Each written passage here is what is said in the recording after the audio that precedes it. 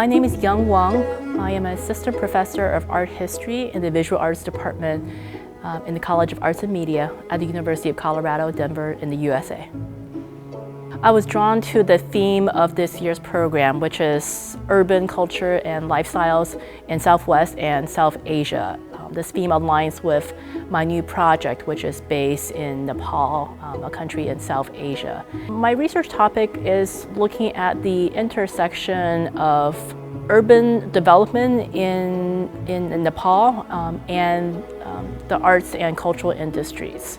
I'm looking at specifically how individuals and organizations collaborate to make the cultural industries in Kathmandu more robust, oftentimes in the face of a lack of governmental support and funding, looking at how individuals have been able to work past this challenge and sometimes bypass restrictions to growth. Nepal is beautiful, but it's a bit inaccessible to the outside world. It's difficult to get to, particularly from North America, where I live. It borders China and India. So India to the west and China and Tibet to the east. It's geographically, it's split between the Himalaya mountains on the north and east, and then the plains of in the south and west. So because of this geographical diversity, this country is very culturally diverse, and we see this in terms of food, religious practices, and languages, and ethnicities. So this diversity is what enriches the country, but at the same time it provides some challenges as well. So the geographical conditions of the country makes it prone to natural disasters such as earthquake, which is something that we hear quite a bit about in Nepal. And the cultural diversity that comes from the geography also leads to sometimes a lack of a sort of cohesive political voice and will in the country that is also partly a contributor to the lack of sort of strong governmental centralized effort in urban development. Nepal is urbanizing very fast right now. It is, has a population of 2.5 million, and it's growing at a rate of 6.5% a year. About a quarter of Nepal's population live in urban areas, and most of that is concentrated in Kathmandu Valley. And a lot of individuals and groups, non-governmental organizations are trying to, contribute to the development of the arts and cultural industries in Kathmandu Valley. And they're doing so without the support of the central government. So I'm typically an art historian, and I don't work with living subjects, but this project is my foray into talking to people today, living subjects, I suppose. So I'm borrowing from the research methodologies from the social sciences, in particular interviews, questionnaires, as well as participating in observation, participation, and drawing from published sources as well. So the people from whom I gather data from are my informants, and the people I directly correspond with or talk to are the interlocutors of my research. So I'm very grateful to the informants and interlocutors of this project in bringing me here today. One of the things I found really interesting is that much of the urban development in the arts and cultural sector come from individual efforts. These are people who are using their personal capital or collective small group capital to build toward a better future. And these are people who are very committed to the future of their country and want to see change within their lifetime.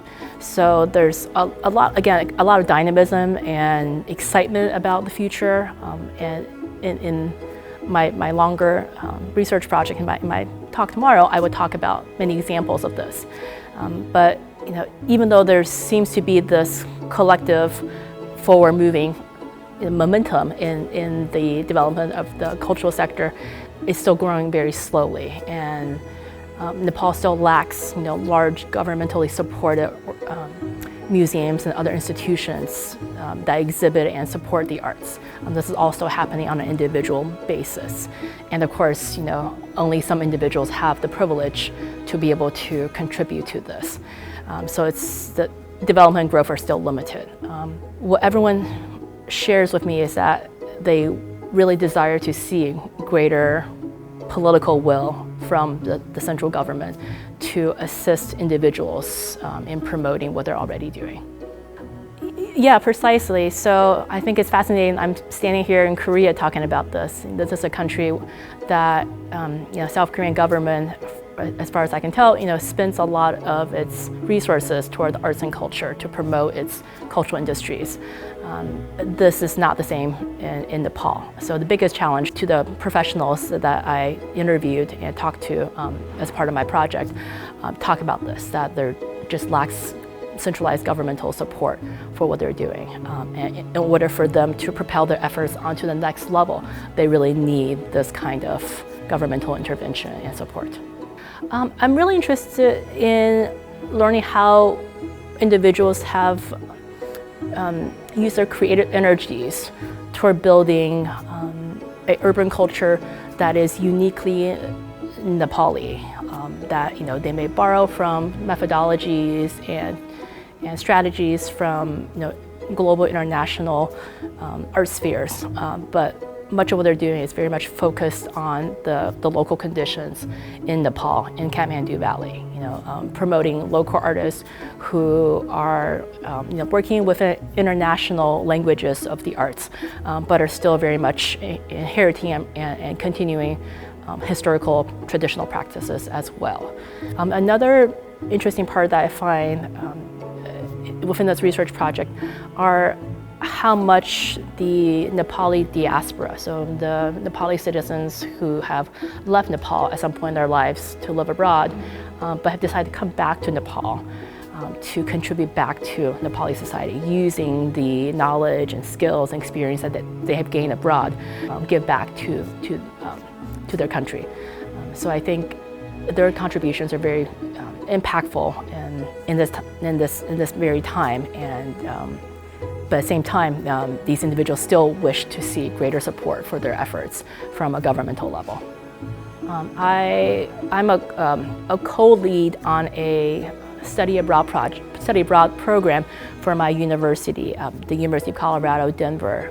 This past summer in May and June, I, along with 2 other faculty members, took a group of 14 students from a variety of majors and subjects to Kathmandu to meet with professionals from a variety of industries and also visit sites of cultural and historical significance. So when I saw the ACC call for papers, I thought this was a perfect alignment of the kind of research I was going to do in Nepal along with my students and the objectives of the conference. Because it's a facet of Nepal that I think many outsiders, many foreigners don't pay attention to. Most foreigners, when they go to Nepal, go there for ecotourism. Many people go there, they may go to Kathmandu for a day or 2, or they may skip Kathmandu altogether and go straight into the mountains to go trekking, hiking, other forms of ecotourism. And they forget that Nepal is a modern place. This is a place that's living and growing and breathing, and people are doing their best to advance and catch up with the global community. So I think this facet of Nepal's history is something that's changing and taking place outside of the introspection of outsiders. I want people to, again, pay attention to what is happening today in Nepal, particularly to learn more about its progress in urbanization. I think it's important for them to see what is happening in Nepal today. One of the informants of my study said something really beautiful about Nepal, which is that it is culturally advanced, but economically backwards, in that it's a very diverse country and people are very tolerant. And yet we ignore that sometimes because it's a country that is, by economic standards, quite poor. So I think by us looking at what individuals are doing on the ground to support their country and build their country, I think we can gain a better sense of their efforts. So I plan to go back to Nepal again next year, next May. I will likely meet with the same informants and interlocutors who informed this research when I go back again next year. So I'm looking forward to talking to them, to hear about updates from their lives, from the organizations that they're a part of, and to see other changes in society. I will be in the process of trying to bring the art of a Nepali artist to my university. So someone that I got to know better is the son-in-law of a famous artist from the 20th century named Lingsing Bangdal. So he passed away some years ago, but much of his artwork is in the US. So I am hoping to work with his son-in-law to bring these artwork to my university for an exhibition. And we're also hoping to exhibit some contemporary living Nepali artists in the same exhibition. So